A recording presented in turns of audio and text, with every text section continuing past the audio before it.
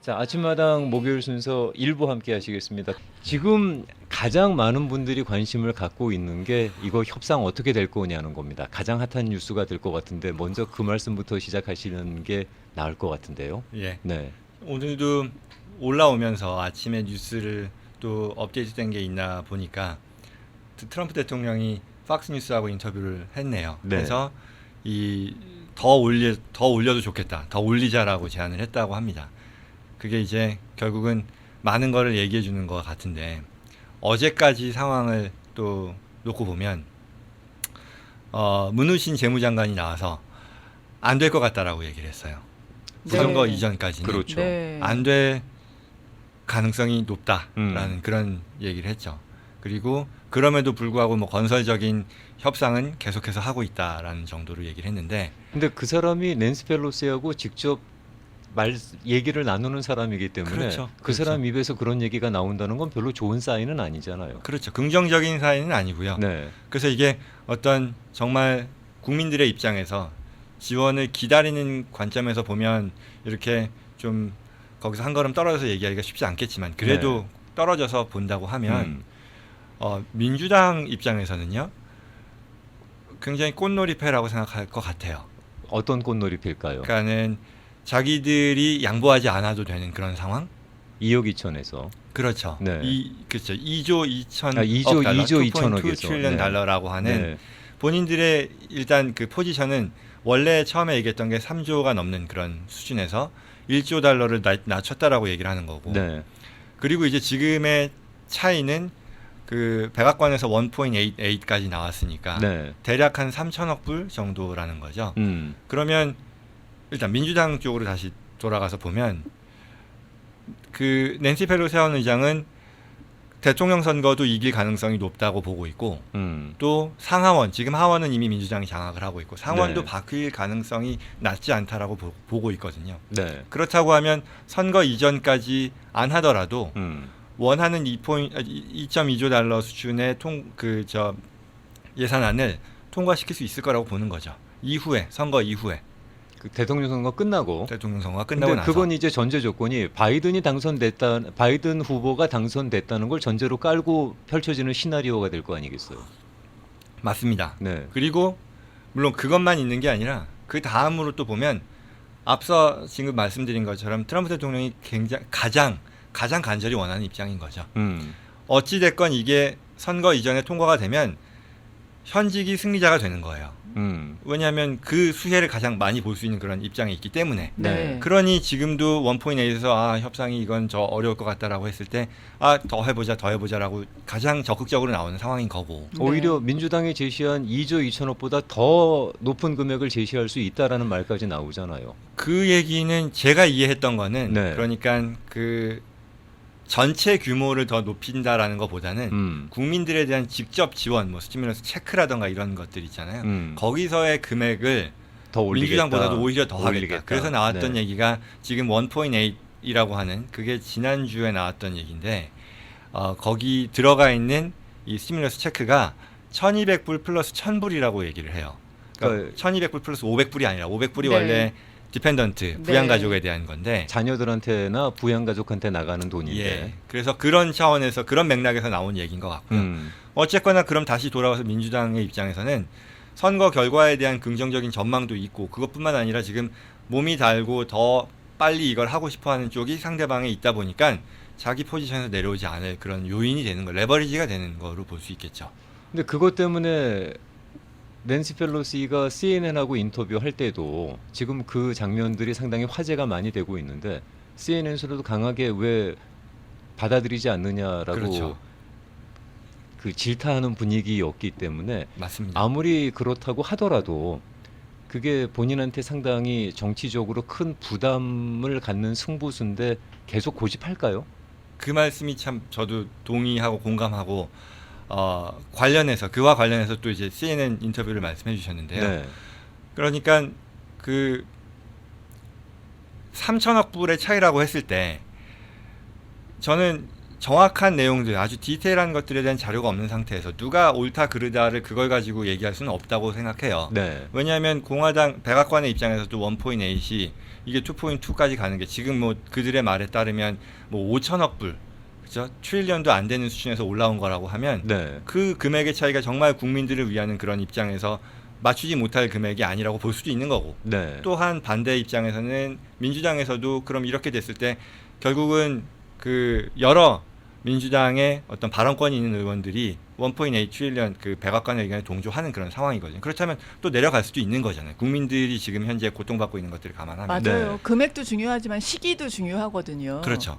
그래서 저는 생각했던 게 방금 좀 전까지 얘기했던 그런 어떤 그 협상에 있어서의 그런 관점 말고 실제로 이 CNN의 인터뷰도 그렇지만 민주당에서 낸시 펠로시 의장이 이렇게 힛을 받고 있는 상황에서 압박을 받고 있는 상황에서 도대체 뭐냐라는 거를 설명할 수 있어야 된다고 생각해요. 네. 이게 도대체 왜 이렇게 끌고 가는 건지 정말로 어떤 네. 정치공학적인 그런 게 아니라 국민들을 위한다라고 했을 때 그게 저는 CNN의 인터뷰였었다고 생각하거든요. 좋은 자리였죠. 그리고 이제 청취자분들도 아시다시피 또는 가지고 계신 그런 퍼셉션이지만 CNN 그러면은 반 트럼프이잖아요. 네. 그리고 어떻게 보면 친민주당 쪽이고.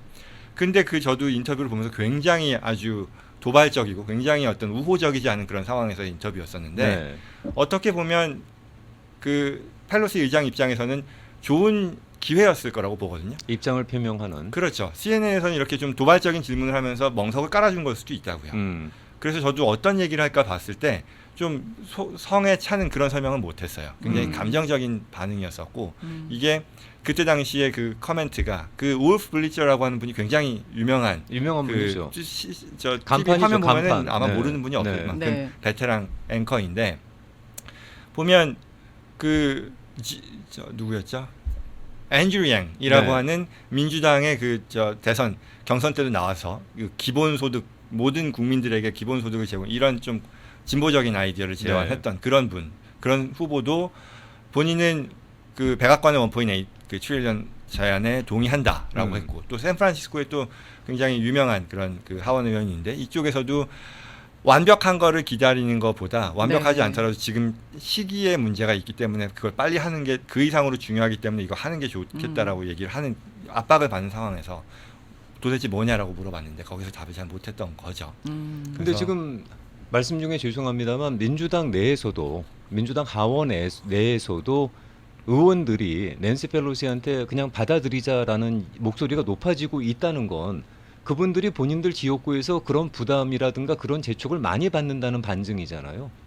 그렇죠. 네. 그렇죠. 그런데 그거를 정치공학적인 어떤 목적이 없어야 된다고 생각하지만 혹시라도 그걸 갖고 이걸 뒤로 미룬다 그러면은 상당히 위험한 갬블 아닐까요?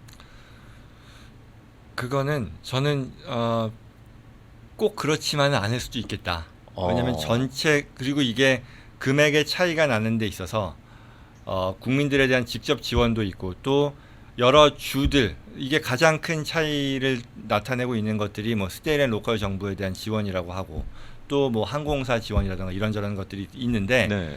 전체적인 걸로 들어가 보면 이게 강론에서 차이가 많이 나고 있고 그리고 그게 좀 더 기다려서 큰 파일을 얻어낼 때 그게 정말 정치적으로 또는 어떤 지지층을 확보하고 지지층의 그 의사를 따른다라는 면에서 완전히 불리하다라고 보지는 않는 것 같아요. 그러니까 이렇게 지금 가고 있는 거겠죠. 네. 정치 빼고요. 경제적인 면으로 봤을 때 경제를 공부하시는 분이시니까 지금 선거 전에 통과되지 않으면 경제 상황은 어떻게 될 것 같아요? 그거는 제가 경제를 공부한다기보다 했던 사람인데 네. 했던으로 바꾸겠습니다. 이쪽으로 말씀을 드릴 수 있을 것 같아요. 연준의 의장, 네. 그래서 제롬 파월 의장이라는 분이 자주 나오시잖아요. 국회 청문회나 계속해서 이게 빨리 큰 규모의 재정 지원을 해야 한다. 안 되면 큰일 난다라는 걸 계속해서 얘기하고요. 또 그 제롬 파월 의장뿐만 아니라 어떤 그 유명한 저명한 경제학자들, 페드의 어떤 위원들 포함해서 다 그 얘기를 하거든요. 그러면서 작게 지원했을 때 나오는 그 손해, 나중에 발생하게 되는 그런 손해와 네. 많이 지원했을 때 우리가 추가로 부담하게 된 미래에 정부가 됐거나 아니면 텍스를 통해 뭐 시민들이 됐건 부담하는 것들을 비교했을 때 작게 했을 때 나오는 손실이 훨씬 더 크다. 그러니 크게 가는 걸 걱정하지 말아라라고 얘기를 하거든요. 그건 물론 시기에 대한 부분도 있지만 규모에 있어서 민주당 쪽으로 더 가는 그런 발언이기도 해요. 네. 그게 어떻게 보면 또한 이 민주당에서 레버리지를 쓰고 있는 그런 상황이기도 하고요. 네. 그래서 경제학자들의 의견을 말씀하셔서 그게 참고가 될 것 같습니다. 근데 그거는 아마 감사합니다. 연말 소비 시장도 염두에 둔 발언이라고 저는 받아들였거든요. 연말에 가장 소비가 진작이 되는 시기고 그때 나오는 것이 어떻게 보면은 1년 내변위의 반을 차지하는 경우들이 많은데 이러고 네. 만약에 말라서 그냥 연말을 그렇게 보냈을 경우에는 여러 가지로 부담이 크겠죠. 나중에 어닝 시즌에서도 상당히 큰 작용을 할 것이고. 예. 네. 그래서 지금은 이제 대선이 뭐 20여일 앞으로 밖에 안 남았잖아요. 그렇다 보니까 순식간에 바뀔 수도 있겠고, 그래서 정말 대통령의 입장에서는 이게 뭐 1.88, 1.9인데 거기서 더 올리자라고 얘기했으면 이제는 정말 2.2까지 갈 수도 있겠죠. 그랬을 때 민주당이 어떻게 나올지도 궁금하고요. 네. 뭐 그렇습니다. 근데 그렇군요. 언제든지 순식간에 바뀔 수도 있겠으나 네. 전체 분위기는 반반 또는 그보다 안 될 가능성이 오히려 더 높지 않나 정도인 것 같아요. 그러면 변호사님께서 전망하시는 건 이런 식으로 급박하게 돌아가는 상황에서도 대선 전에 합의가 이루어질 가능성은 낮다. 낮다, 그러니까 그 높지 않다. 높지 않다 음. 쪽이 더 중심인 거죠. 왜 민주당에서 이걸 좀 더 기다리자라는 것, 그 민주당으로 완전히 오지 않는 이상 양보하지 않을 그런 환경으로 보인다. 과연 이런 상황이 민주하고 공화 양쪽에 과연 어떤 식으로 작용을 할런지는 잘 모르겠네요. 네. 예, 이것만이 아니고 근데 네. 지금 뭐 이따가도 다른 주제로도 네. 넘어가겠습니다만 네. 뭐 다른 고려 사항들이 또 많이 있으니까요. 사람들의 표심이라는 게 진짜 이것만으로 민주당 찍을 사람들이 공화당 찍거나 아니면 뭐 바이든 찍을 사람이 트럼프 대통령 찍거나 트럼프 대통령 뭐 그렇게 되는 건 또한 아니니까 하나의 중요한 고려 사항으로 되겠죠. 네. 좀 더 현실적인 주제로 오겠습니다. 지난 한 주 동안 PPP 탕감에 대한 업데이트된 내용이 있지요. 예, 어떤 내용인가요? 일단 지난주에 우리 그 방송에서 문의해 주셨던 그 사안에 대한 팔로우업으로서 네. 이자 지급을 말씀하셨잖아요. 네. 그러니까 이제 커버드 피리어드 24주 사용 기한이 다 끝나고 나서 네. 이제는 탕감을 신청해야 되는 그런 시기가 된 거고, 그리고 지지난주였죠. 그 SBA의 대변인이 나와서 이제 우리도 바로 작업 시작했다 얘기를 했는데, 궁금한 거는 이자 또는 원금 상환 이거 어떤 식으로 되느냐인데요.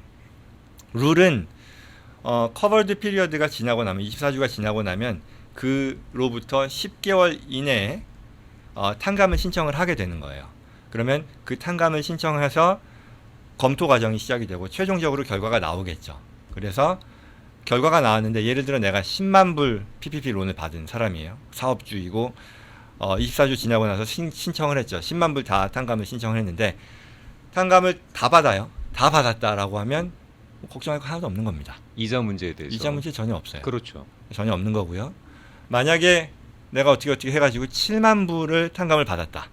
최종적으로 결과가 나온 거예요. 내가 10개월 이내에 진행을 해서 뭐 언제고 간에 내년 언제쯤에 최종 결정을 내린 거죠. 그걸 네. 받은 거죠. 그래서 은행으로부터 그 통지를 받게 되면 나머지 3만 불에 대해서만 이자를 지급하게 되는 거고요. 그리고 그 지급 방식에 대해서는 은행에서 알려주게 된다. 많은 분들께서 지금 궁금해하시는 게 혹시라도 은행으로부터 통보를 받으신 분들이 계신지 모르겠습니다만 지금 5만 불 미만은 상당히 간략하게 탕감이 이루어질 것이다라는 저 공지를 받으신 분들도 계신 거로 알고 있는데 예. 그 얘기는 좀 더 구체적으로 풀어주시면 어떻게 하자는 건가요? 예, 그거는 지난주 말에요. 지난주 말에 그 새로운 그 탕감 양식이 나왔어요. 그러니까 지금까지 탕감 양식이 몇 차례에 걸쳐서 업데이트가 되고 또 이지 폼이라 그래서 좀 더 간략 간소화된 그런 양식도 있는데 근데 그것도 전문가들한테 야단 많이 맞았죠. 아무리 이지폼이라 그러지만 쓸라 그러면은 상당히 어렵다고들 막 그랬는데. 그렇죠. 네. 그렇죠. 근데 이제 거기서 더 나아가서 론 어마운트가 론 금액이 5만 불 이하일 경우에는 또 다른 탕감 양식을 이제 제공을 한 거예요. 네. 이제 나온 거예요. 새롭게. 근데 그 내용을 제가 보니까 예전의 양식에서는 직원 수가 누가 있었고 테이블이 있어서 몇 명이고 누구 뭐 이런저런 것들이 다 디테일하게 적게 되어 있었는데 네. 이번에 바뀐 거에는 실질적으로는 뭐 당신 뭐 이러이러한 거에 썼습니까? 예스. 뭐에다 뭐 이런저런 것들 없었습니까? 뭐 예스. 이런 식의 단답형으로 답만해서 제출하는 거더라고요. 네. 그래서 이 5만 불 이하의 론에 대해서 쓰는 양식을 제공하면서 SBA에서 얘기한 건 이 양식이 갖는 의미는 원래 이 PPP 기억하실 수도 있겠습니다만 탕감을 받는 게 그 퀄리파잉 익스펜스뿐만이 아니라 그 기간 동안에 종업원 평균 임금이 줄어들지 않았어야 하고 그렇죠. 그리고 평균 종업원 수가 그 이전에 비해 줄어들지 않아야 하는 그런 조건이 있었던 거죠. 네. 그게 만약에 더 줄어들었을 경우에는 전체 탕감 가능액에서 그만큼 줄여주겠다라는 그런 제약이 있었는데 네. 5만 불 이하에 대해서는 그와 같은 제약을 없앴어요. 오. 그러니까 말하자면 내가 이 지출 자체를 qualifying expenditure, 그러니까 자격을 갖춘 뭐 급료 뭐 있었잖아요. 유틸리티 이것만 하면 종업원 수에 대해서는 걱정하지 말아라 또는 종업원에 대해 지급한 그 임금의 어떤 증감에 대해서는 걱정하지 말아라 이고 근데 또 양식을 막상 또 보니까 그 자체가 디테일하게 막 집어넣는 게 아니라 말하자면 내가 서리파이하는 그런 성격으로 간소화된 것 같다라는 그런 생각인 거죠. 그 저도 읽어보면서 느꼈던 거는 그냥 그 사람이 제가 만약에 돈을 빌린 사람이면 그 양식에다가 체크한 거 그것을 그냥 믿어주겠다. 우리가 PPP 신청할 때 내가 서리파이 한 것을 믿어줬던 것처럼 이걸 그냥 믿어주고 다른 다큐멘테이션을 리콰이어를 하지 않겠다. 그러니까 그게 이후에 리콰이어 할지 안 할지에 대해서는 제가 봤을 때는 거기에 클리어하게 나오진 않았는데 네. 양식 자체의 어떤 컴플리트한 그 질문 리스트를 봐서는 그런 디테일한 게 안 들어가더라고요. 그러면 그렇죠. 결국 그것만 제출하고 거기서 이제 오케이 하고서는 끝날 수도 있겠다. 결국 그게 앞서 말했던 일단 15만 불 이하에 대해서는 받아들여 주자라는 그런 얘기들이 일정 부분 또는 상당 부분 반영된 게 아닌가라는 그런 생각을 했던 거죠. 네. 그래서 네. 5만 불 미만은 지금 현재 그런 폼으로 작성을 해서 예. 제출하시면은 현재까지는 다른 별도의 다큐멘 그렇죠. 준비하지 않아도 탕감 조건에 맞출 수 있다라고 이해할 수 있겠나요? 네. 네. 그리고 아까 앞서 얘기했던 그 이자에 대한 부분도 네. 지금은 어쨌거나 뭐가 됐건 납부에 대한 의무 없다. 걱정하실 필요 없다. 그리고 탕감에 대한 검토 기간 동안 없고 최종액이 결정이 되면 남는 금액에 대해서만 부과가 되는 거다라는 네. 거죠. 알겠습니다.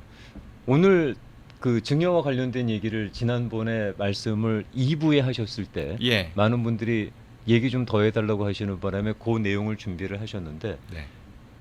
덕분에 그 다른 얘기를 갖다가 조금 넘어가야 될 것 같네요. 그거 하나만 더 할까요? 어떤 거요? 그 대법관 인준 관련해서 네. 네. 대법관 인준에 대한 얘기인데 이제 오바마 케어, 그러니까 어포러블 케어 액트라고 하잖아요. 굉장히 이제 핫 토픽이었었는데 그와 관련해서 지금 얘기가 되고 있는 부분은 네. 조금 다루면 좋겠는데요. 네. 이게 지금 대법관이 대통령이 지명을 했고요. 인준 절차가 이번 주 계속 쭉 되고 있습니다. 지금 상원에 어제 히어링 끝난 거로 알고 예, 있는데. 그렇죠. 네. 12일부터 14일까지로 잡혀 있었으니까 주디셔리 커미티죠. 그러니까 법사위원회에서 이제 청문회를 한 거죠. 그 이런저런 사람 후보자의 자격 여부에 대한 걸 평가하는.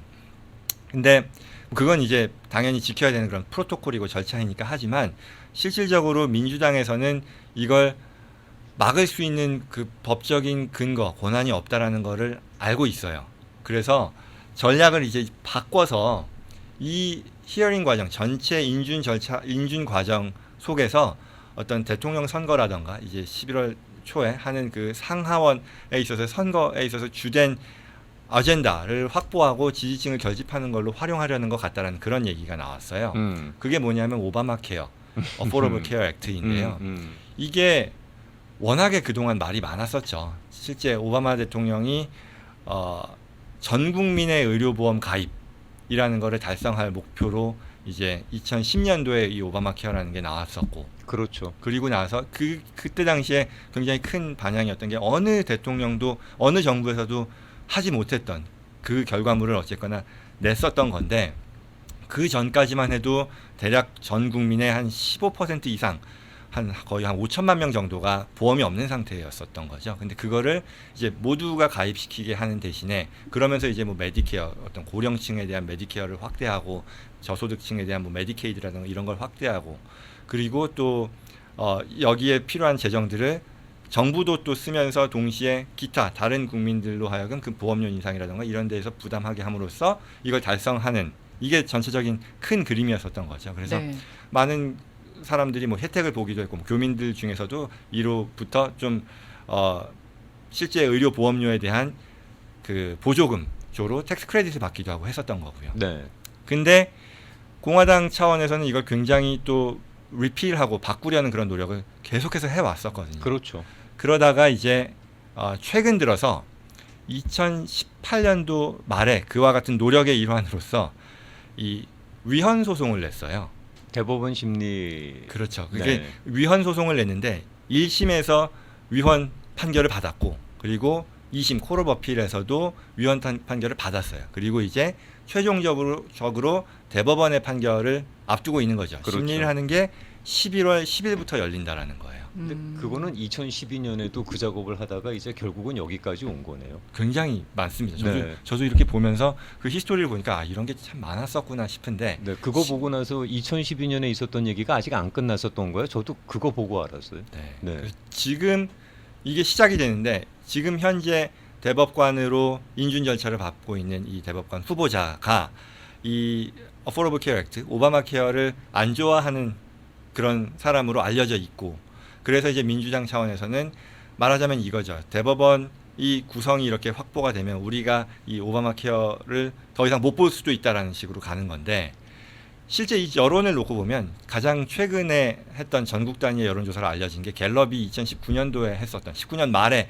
했던 조사였었대요. 그러면 국민의 대략 절반 정도는 이 제도에 대해서 찬성을 하고 있고, 또 민주당 지지층뿐만 아니라 민주당 지지층은 뭐 80%, 그리고 어떤 중도파에서도 지지층 한 절반 정도는 이 제도를 지지하고 있고, 네. 공화당에서는 물론 그에 대한 지지는 굉장히 낮습니다. 20% 미만인 것 같은데, 어쨌거나 이거를 이슈화함으로써 지지층을 결속하고 또 어떤 중도파들을 또 모을 수 있는 그런 장이 될 수 있는 거 아니냐라고 보고 이쪽에 대한 얘기를 더 많이 하는 그런 상황이라는 거죠.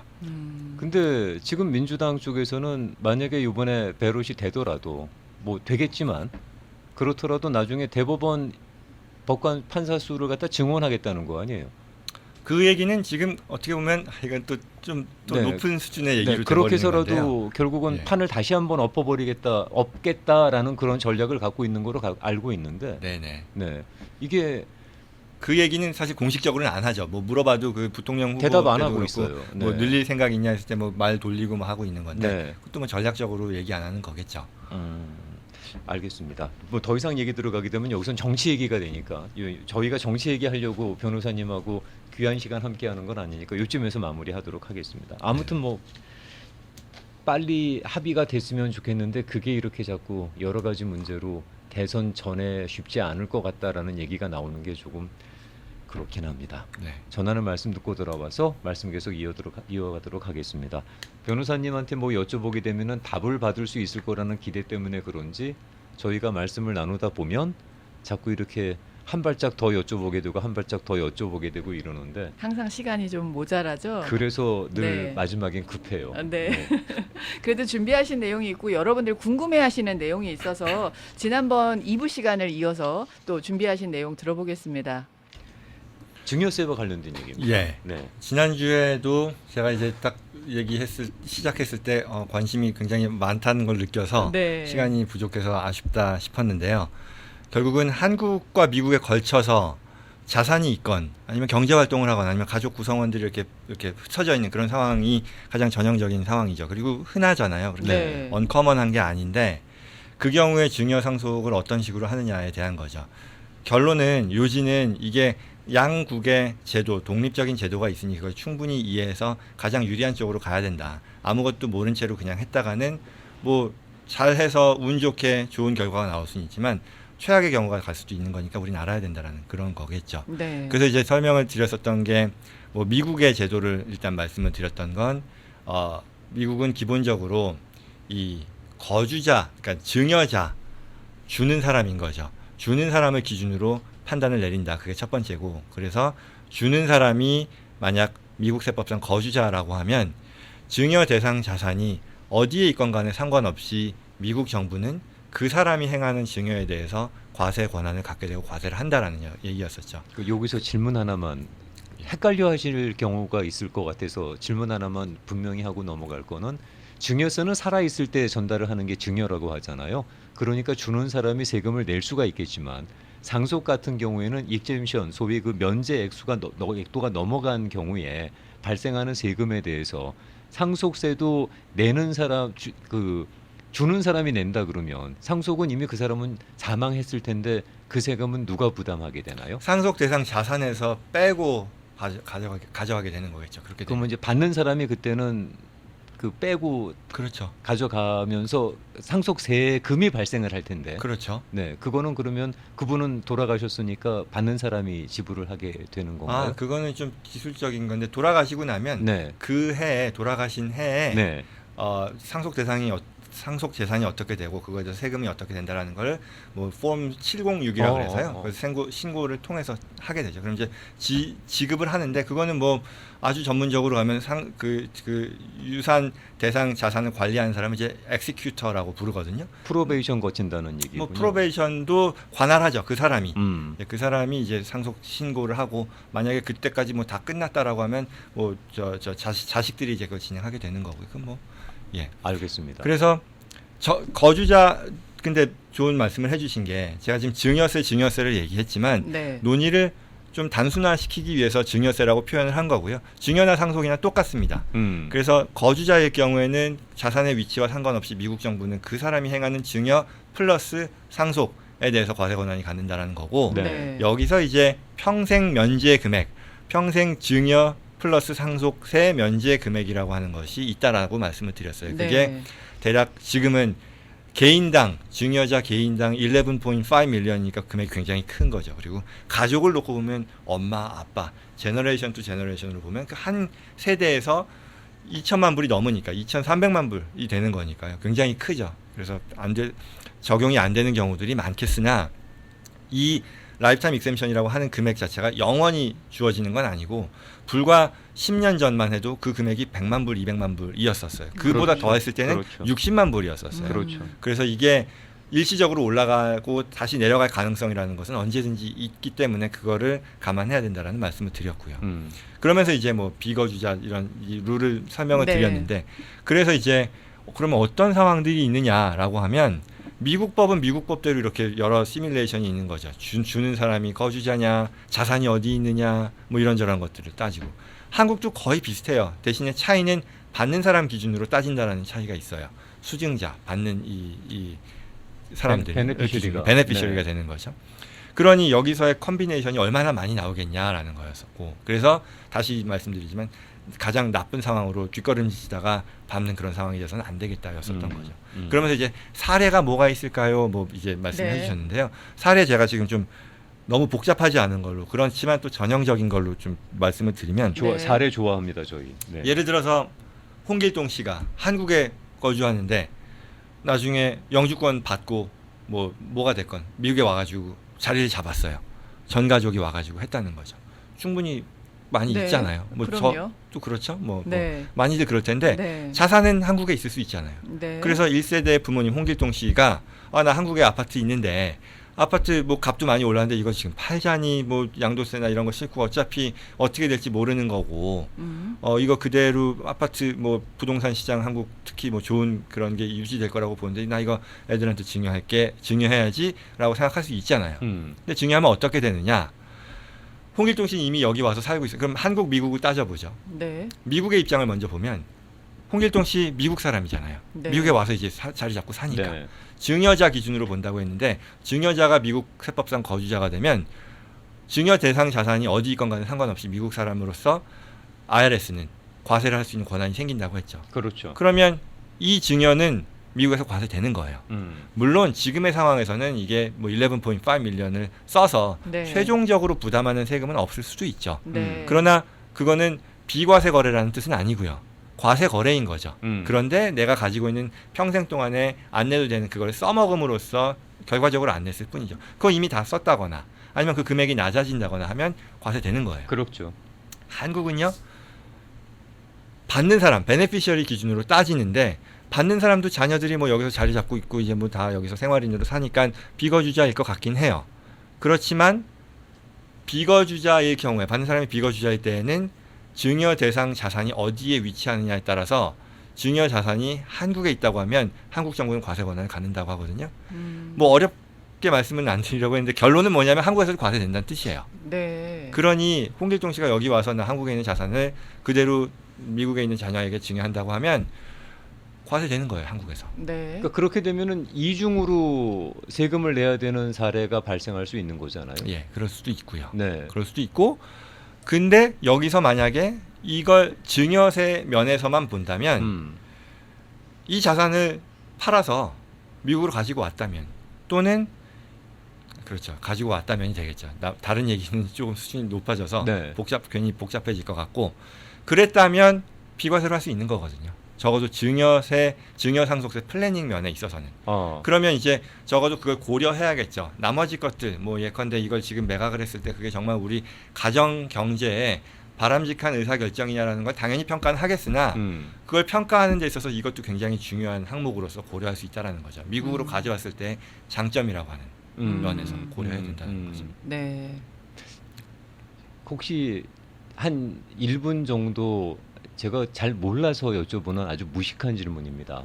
한국의 부동산 정책으로 인해서 여기 한국 국적을 가진 영주권자 분들이 한국의 그런 그 부동산 정책에 영향을 받을 수 있는 소지들이 있습니까? 이런 식으로 한국의 어떤 재산이 있고 내가 여기서 거주하더라도? 그럼요. 그건 당연히 있죠.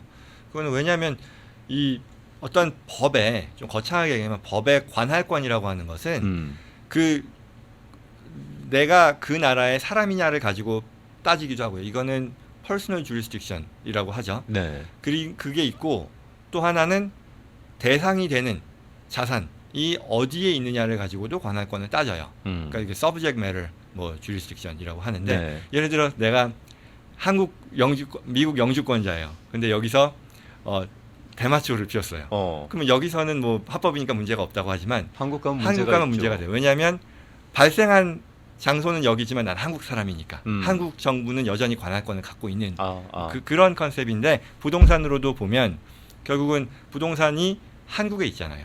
그러니 한국에 위치한 부동산에 대한 것들은 한국 정부의 어떤 과세 정책에 당연히 영향을 받죠.